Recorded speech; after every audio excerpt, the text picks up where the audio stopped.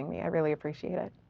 Okay, now let's go to Calvin Yang. He's the member of the Students for Fair Admissions group that sued Harvard and UNC to end affirmative action. Calvin, thanks so much for being here. So I know you just listened to that interview that we did. So what is your response to the win for your group today? First of all, good evening, and thank you so much for having me, Allison.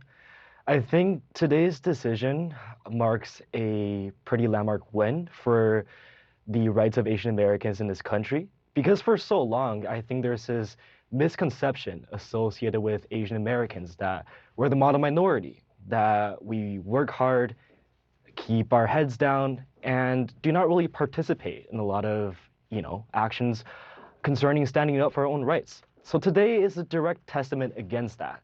And for that, I am both very relieved and very happy.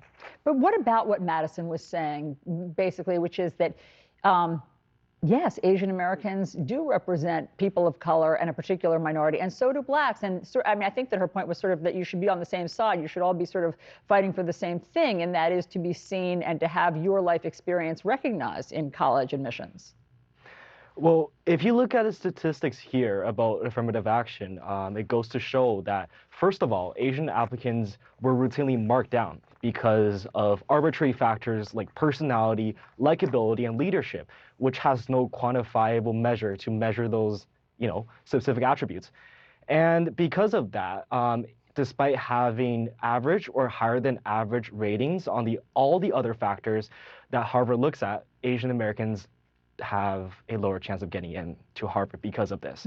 So in that sense, it goes to show that despite affirmative action being a very well-intentioned idea, its execution and reality is rather poor. But what about this stat, Calvin? So part of your lawsuit, as you just said, was that Asian Americans were being disadvantaged by affirmative action, but 28% of admitted students at Harvard in 2022 were Asian. That's up from 20% in 2013.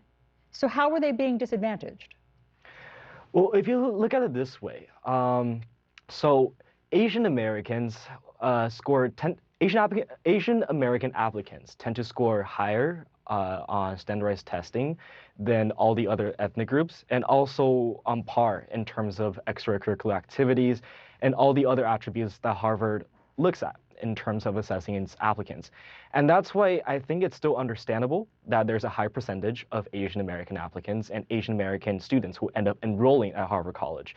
But at the same time, Asian Americans who have the grades, who meet the benchmark, the academic benchmark, or extracurricular, or all the other things that Harvard looks at, still get marked down because of personality. So again, it's an unfortunate reality. And I'm, again, very happy that today's ruling helped to address that. So President Biden today said he's concerned that this ruling will make social and economic inequality worse. Can you be sure that it won't? So again, I think that moving on from today, policymakers from all across this country need to explore alternatives. Alternatives that are both race neutral, but also factor in the nuanced situation that this country is facing. For example, racial inequality and income inequality. For me personally, I'm a strong believer and proponent of a socioeconomic based admission system where applicants, no matter what their ethnic group is, if they come from disadvantaged backgrounds, they should be given more of a boost at these elite colleges in terms of admissions. So in that way, I think it definitely will help to even address a lot of the issues that the country is facing today. Calvin Yang, thank you very much for your time tonight. Really interesting to hear both perspectives on this landmark decision. Thanks for having me.